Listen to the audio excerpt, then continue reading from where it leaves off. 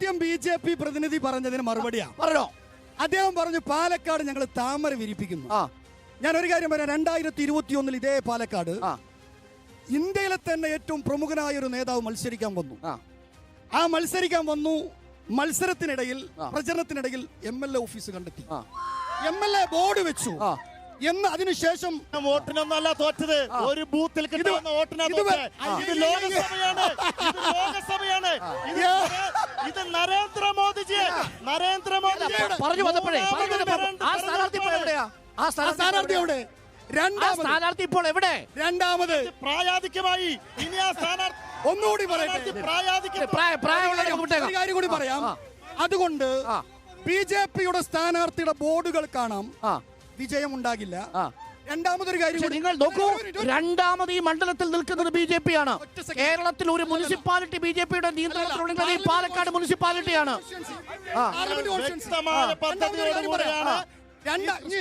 മണ്ഡലത്തിൽ മുന്നോട്ട് പോകുന്നത് 2019 ചില മാധ്യമങ്ങളും ചില വ്യക്തികളും എല്ലാം 3ാം സ്ഥാനത്തേക്ക് തള്ളപ്പെട്ടു. UDF സ്ഥാനാർത്ഥിയെ അങ്ങനെ നിങ്ങളെന്ന് ഉദ്ദേശിക്കുന്ന ചില മാധ്യമങ്ങൾ അവര് ഇങ്ങനെ പ്രവചിച്ചപ്പോ വഹാംകുലിക്ക് പാട്ടുമിറക്കി. പാട്ടിറക്കി കഴിഞ്ഞ് റിസൾട്ട് വന്നപ്പോ അങ്ങനെ അല്ലല്ല, ഒരു ചാനലിന്റെ എക്സിറ്റ് പോള് അവിടെ ഈ പറയുന്ന കുഹാംകുലിക്ക് പാട്ട് അപ്പുറത്ത് എവിടെയോ കിടക്കുന്നുണ്ട്.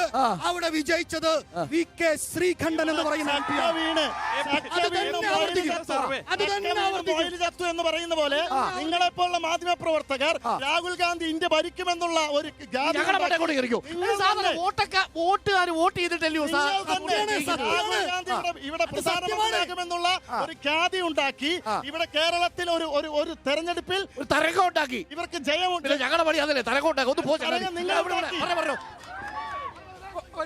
ഒരു മിനിറ്റ് ഏട്ടാ, കോൺഗ്രസിലെ ചേട്ടാ BJP ആണോ ഇനി എപ്പോഴാ BJPക്ക് മാറിയെന്ന് പറയാൻ പറ്റില്ല. അതുകൊണ്ട് ഒരു ചോദ്യം ചോദിക്കട്ടെ.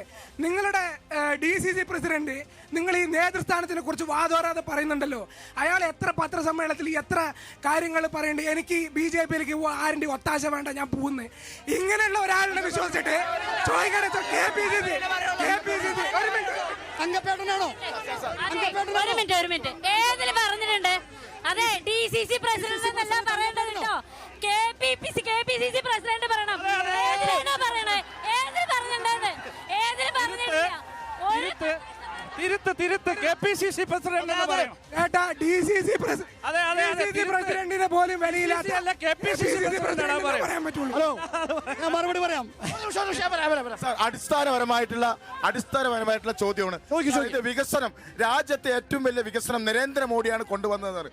ഏറ്റവും കൂടുതൽ ഇവിടെ നിൽക്കുന്ന ഇന്നത്തെ സ്ഥാനാർത്ഥി കൃഷ്ണദാസ് ഒരുപാട് കാലം പറഞ്ഞു, ഞങ്ങൾ വഹിക്കുമ്പോൾ ശൗചാലയമാണ് രാജ്യത്തെ ഏറ്റവും കൃഷ്ണകുമാർ ഭരിക്കുന്ന വൈസ് ചെയർമാനായിരിക്കുന്ന കാലം തൊട്ട് പറയാണ് ഇന്ത്യയിൽ കൂടുതൽ ശൗചാലയം കൊണ്ടുവന്ന വാർത്തയാണെന്ന്. ഇന്ന് 6 മാസമായി റേഷൻ മുടങ്ങിയിട്ട് റേഷൻ ഇല്ലാത്ത ഒരാൾ എങ്ങനെയാണ് ശൗചാലയത്തിൽ പോകുക? എങ്ങനെയാണ് ശൗചാലയത്തിൽ പോകുക? കേരളത്തിൽ നിങ്ങൾ ശൗചാലയം കൊണ്ടുവരേണ്ട ആവശ്യമില്ല. രാജ്യത്ത് അടിസ്ഥാനപരമായിട്ടുള്ള കാര്യം, ഇന്ന് ഗ്യാസിന്റെ വില എന്താണ്? ഗ്യാസിന്റെ വില എന്താണ്? എപ്പോഴെങ്കിലും 100 രൂപ കുറച്ചു. 400 നിന്ന് പോയത് 1050ലാണ്. റേഷൻ കടയിൽ ഗ്യാസില്ല. ഇത് 50 രൂപയുടെ 15 ലക്ഷം രൂപ പോക്കറ്റിലിട്ട് തരാം എന്ന് പറഞ്ഞത് BJP ആണ്.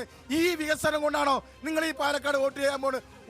ഒരു കാരണവശാലും ഈ റേഷനറി പൂട്ടിയതിന് കേന്ദ്രത്തെ കുറ്റപ്പെടുന്നത് കേന്ദ്രമാണല്ലോ സാർ കൊണ്ടുവരേണ്ടത്. അല്ലല്ല, പൊതുവിതരണ വകുപ്പ് നിങ്ങൾ റേഷൻ മുടങ്ങിയതും ഭരിക്കുന്ന കേരളം, കേന്ദ്രവും ഇവിടെ ചോദിക്കൂ.